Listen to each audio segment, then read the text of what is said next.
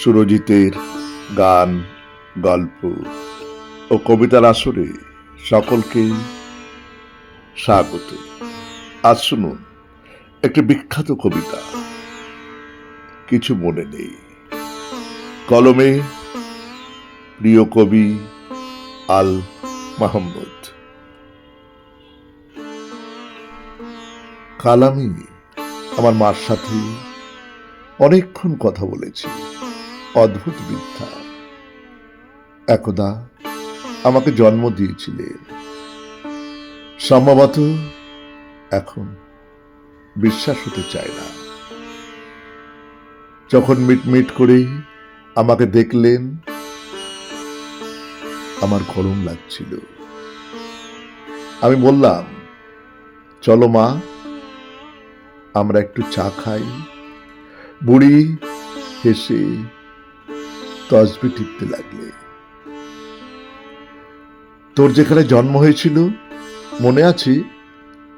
নিম গাছের নিচে ছনের চালায়। সে রাতে আমাদের এক ফোঁটা চাও ছিল না। আমি কাপটা নামিয়ে রাখতে রাখতে বললাম, না মা, কিছু মনে নেই। বেচার ডাকি আমার ভয়। এদিকে তোর কান্না, ঘরে নেই পুরুষ। তোর বাপ গেছে চরের ধান পাহারা দিতে।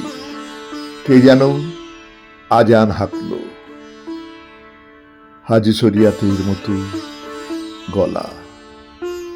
ধাই মেয়ে তোকে দোলাতে দোলাতে বলল, বল ল্যাংটা, তুই কোন মসজিদে যাবি মনে আছে?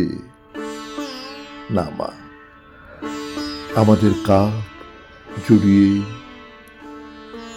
পানি হয়ে গেল যে।